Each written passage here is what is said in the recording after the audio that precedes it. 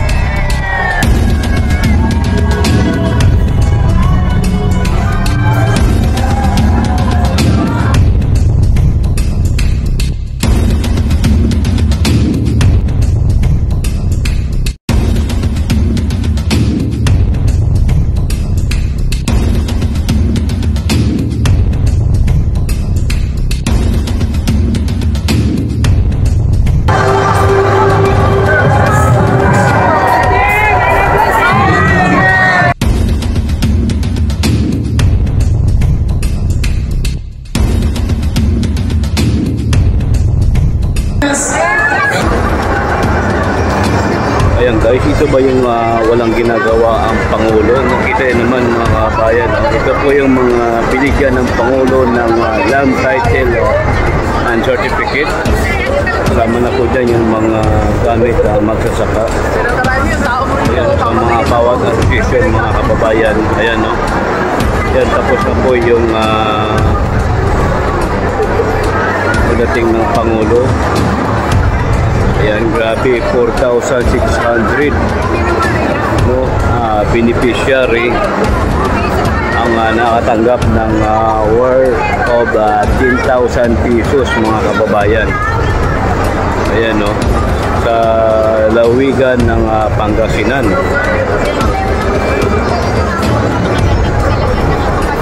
Grabe, ayan po mga kababayan no. Land title po yan, land title. Ayan no, 10,000 bawat beneficiary. No, nakatanggap po sila. Bukod pa yun yung land certificate. Grabe ang Pangulo no. Walang ginagawa ang Pangulo dito.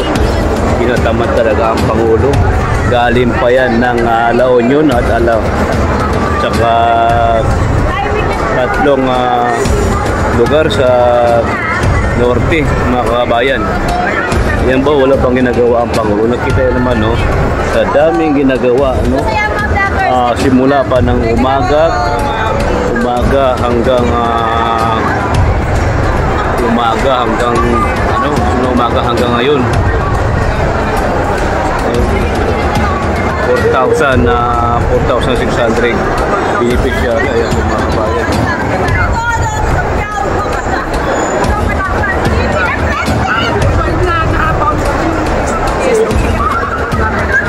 Dahil doon siguro hindi makadaan dahil sa daming tao. Yan ay naabangan pa ang Pangulo at maraming nag-interview.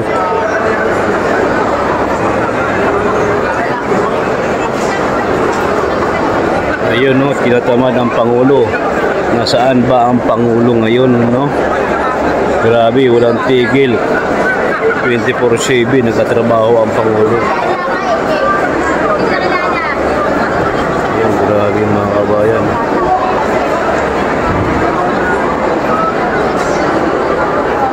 Grabe yung tao dito. Ayan no, super saya kung napanood nyo lang yung sa labas ng mga machinery na gagamitin sa farmers at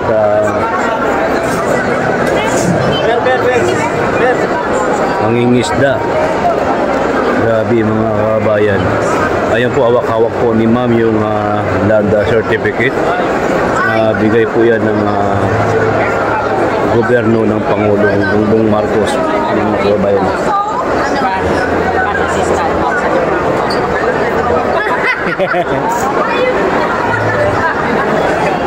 Pinakompute ko may 50, more or less 50,000. Balance.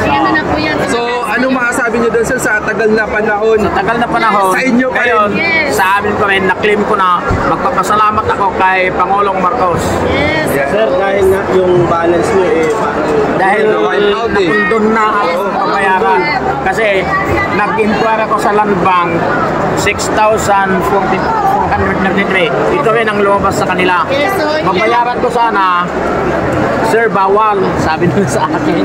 Kaya, Kasi nga po na nakundon. Kaya nakasulat na ito, condon amount, 6,433.32 centavos. Yun, grabe, ang tagal na ng So panahon. yun sir, yung amount na yan, hindi mo nababayaran. Hindi na. So, baliwala na po ako. Magkano, sir? Magkano? Kondo na. 12,000. 12,040 ang area. Korea. Oh, sir, masaya po ba kayo ngayon sa administration na ang dami niyong ganito ha? Masaya ako. Dahil ako ang heirs. Nakapagmana. Kagapagmana sa magulang. Oo, sa magulang. Dahil Sir, wala daw ginagawa ang Pangulo. Ano po yung masasabi niyo sa Sabi mga kasi sa nagsasabi? comment section sir, hindi daw yan totoo. Oo. Hindi. Kalukuhan Ganito yan daw eh. yan.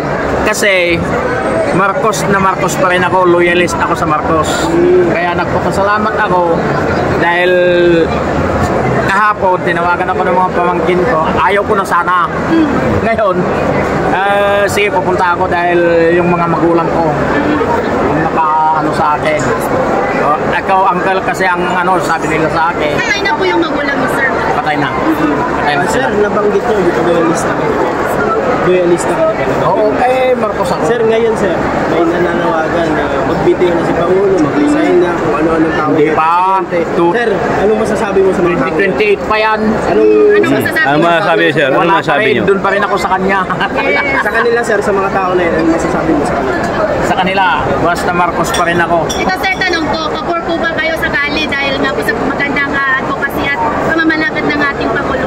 Kapor po ba kayo na extension ng kanyang service bilang Oo, Pangulo? dahil bata pa. Yes, grabe. Bata pa. 60 plus pa lang niya. Kung hindi, baka magkaedad kami, 66, 65, gano'n. Ganun siya. Matagal pa yan. Mas abutin pa ng 70 years na magpapangulo, kagaya yung ama niya. Salamat sir. Okay, thank you. Sir, kunin ko na. Salamat sir. Sir, Okay, sir, thank you. ayun na sa wakas na ano na po yung inyong problema. Okay.